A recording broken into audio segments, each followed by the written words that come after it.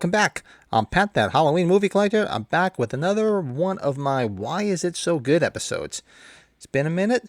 I was trying to think of some movies, and there's probably so many movies I'm overlooking that I'm probably going to get to, but I always go back to my standby, the Halloween franchise, and I just happened to pop this on, and I was thinking, you know what, let me do Why Is It So Good Halloween 2.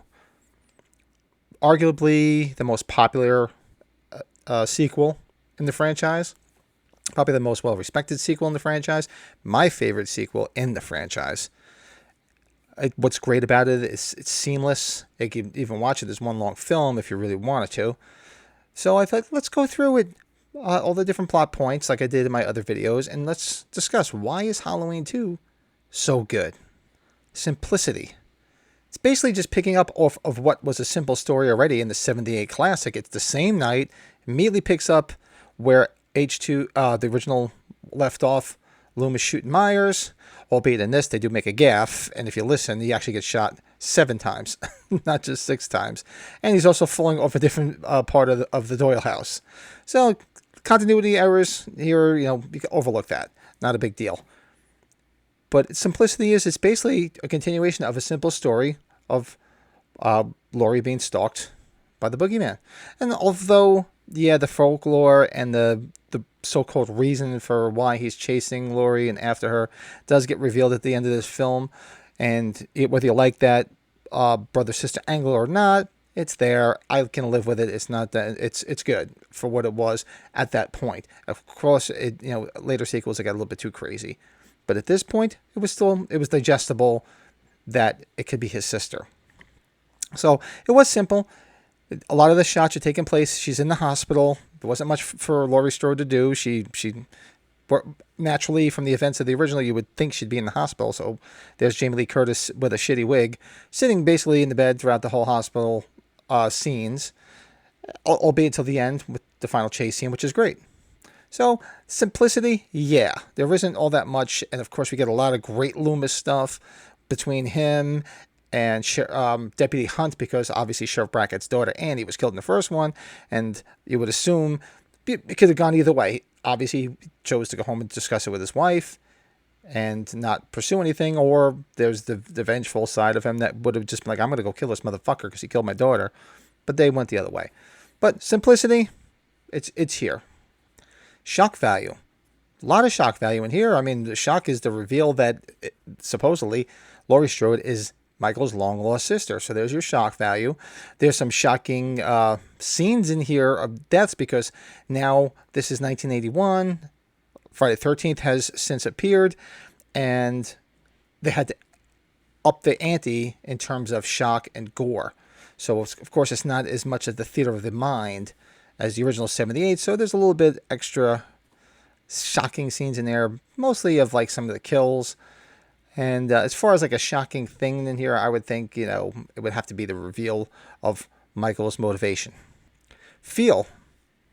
Seamless. He brought the whole crew back from the original movie. So you have the same feel of the 78 film. You had the same cinematographer. You had Dean Cundy right there.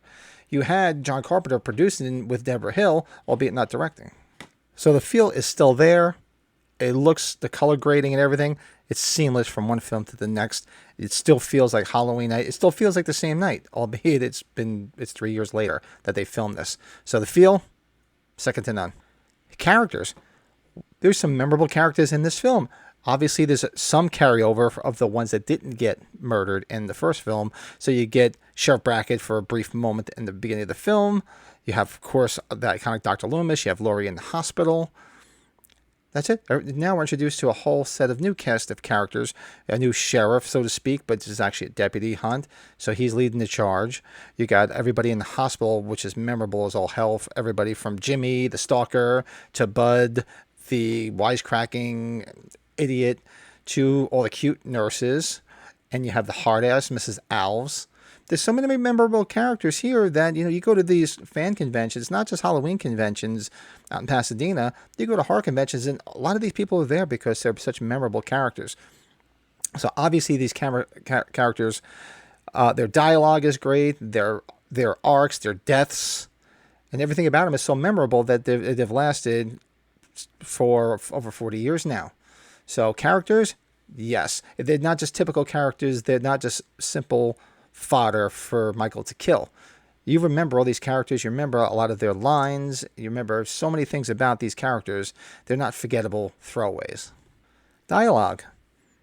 Dialogue was written by John Carpenter again, just like in the first film, albeit Deborah Hill did most of the dialogue in the first one, but the dialogue is pretty much the same. So it's seamless. It's interesting. It's good to hear. You got some great Loomis-isms in this film.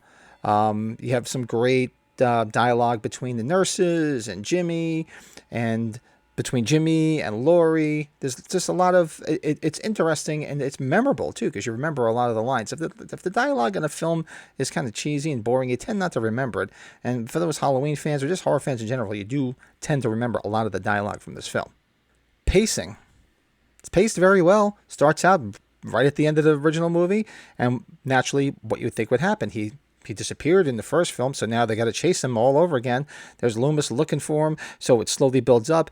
Myers is, he picks up a knife. He's got to find a place to hide out, so he goes kills Alice.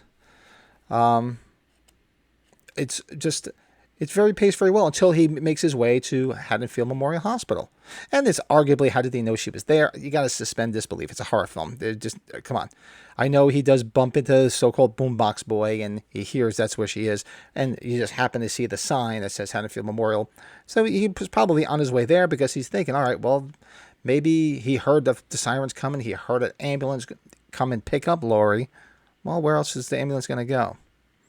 So paced very well. They get to the hospital, and everybody's killed off one by one until the reveal of the Myers' motivation from Nurse Marion to Dr. Loomis in the marshal's car, and then they head straight to the hospital. So that third act picks up, and the pacing starts to ramp up because now it's the climax of the film. So the pace is very good.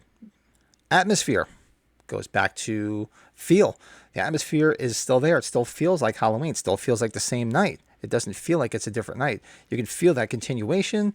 It still feels like there's a sense of dread because he's gotten away. Nobody seems to know where he is. They've searched everywhere. They have a false sense of hope when they hit somebody that looks like Myers. It turns out to be Ben Tramer that you find out later on.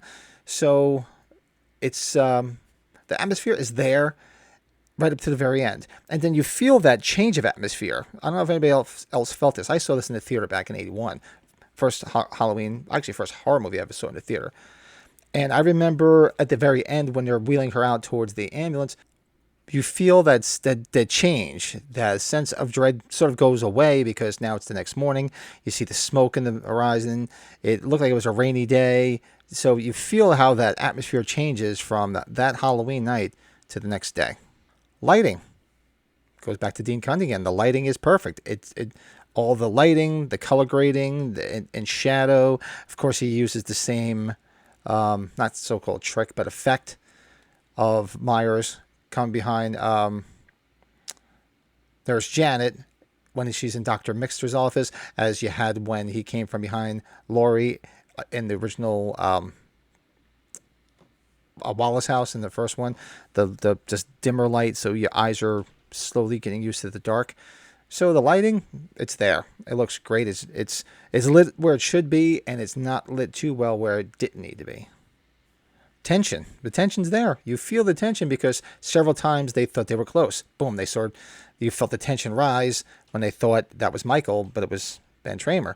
Felt the tension rise again when they thought, when they went to the schoolhouse because he had broken into the schoolhouse and he left the whole thing that said sister. There was blood. There was a knife. Then the tension when he's walking through this.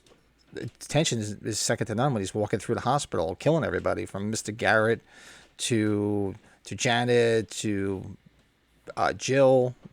It's just everybody. The tension is there as he's making his way through the hospital, right to the very end to the chase scene. And of course, the finale. Satisfying finale. They weren't planning on making any more Halloween movies, so here's the finale of the film. Boom. Dr. Loomis sacrifices himself, blows himself up, and Michael. And then, of course, you get the great Dick Warlock in the fire scene where he's walking out of that operating room and he's still on fire, and Laurie sees it, and of course he collapses. And for all intents and purposes, that was it. This was supposed to end. But what happens? It makes money. They want to make another one. How are we going to bring it back? We burn him to death. And then, of course, you have the whole Carpenter anthology where he wanted to do a whole anthology series. That's why they came out Halloween 3, which I think was ahead of its time. Had it come out now, maybe it would have been a little bit more digestible. Albeit, maybe not. It still would have been iffy. Probably would have been better to call it something else. As maybe like a Halloween verse or something like that. Because everybody wants their Myers, myself included. But I do love Halloween 3. So the finale is great. It's there. That's it. We wrapped the story up. Myers is dead. Dr. Loomis is dead. You see Laurie go off. And that's it. So there's all the different points that make up why Halloween 2 is great. I love this film. Been watching it since I saw it the first time in the theater in 81. And to me, it's still the best sequel in the franchise. One of the most memorable ones. If I've never met Dick Warlock, I mean, he's getting up there. So if you're going to go, I don't even know if he's going to even do anymore, to be honest with you. Met him several times. Got to be on the Horace Hologram bus tour for the Age 45 convention with Dick Warlock. Very surreal being at the Halloween 2 hospital with the great Dick Warlock there next to you. So it was one of my highlights of that whole time being out there. And there's always the debate. That's what's good. There's the debate over who you like better. Do you like Nick Castle in the first one, or do you like Dick Warlock? Castle, slowly, fluently, methodical, just creepy as hell. And in this one, you get a totally different Michael. Dick Warlock, obviously, the mask fits a little bit different. It is the original mask from the first film. It just looks different over Dick Warlock's face. And it also, he's got different mannerisms. He's very robotic. He's very slow, but he's still menacing and creepy. Truth be told, I mean, I was younger at the time. They both scared me equally. I don't know if one scared me more than the other. But some people don't like the robotic. But there's a lot of arguments made for why he's robotic. You know, he just went through a ton of shit in the first film. He's not going to be jumping and doing backflips. Because at this time, he wasn't transcending and becoming eventually what he became in the later sequels. So it's completely plausible that he's just injured. So he's moving slow, right? Why not? Because for what we're thinking at this point, we're still thinking he's human at this point. So maybe he feels pain. Obviously, going forward, a lot of things changed. And he went to the supernatural element. But I love this film. I've been watching it forever. I still watch it all the time. Like I said, just popped it on. Got a lot of the stuff here is my Halloween 2 memorabilia. Straight, just picked this guy up here. The poster pumpkin that lights up from Spirit Halloween. So I just love obviously I love the franchise, as you can tell. I love this film. But tell me, if you love this film, tell me why you think Halloween 2 is so great. Throw some stuff in the comments below. And if you like this video, hit that like button. Helps people find this channel, especially Halloween fans. There's a lot of Halloween content on here, horror content, all sorts of shit on this channel. Just run around on the channel, you're bound to step in some shit. And after you step in some shit, do me a favor. Hit that subscribe button. It doesn't cost nothing. Helps build the channel, helps people find some horror content and some music content, all sorts of shit that we do here on this channel. But that is why I think Halloween 2 is so great. And it's not just great, it's amazing as far as I'm concerned. That's just me. But hope you enjoyed this video about my latest What is So Great. I'll be doing another one in another week or so. Any ideas? Hit me up in the comments. And until then, I'll talk to you soon. I am talking about the real possibility that he is still out there.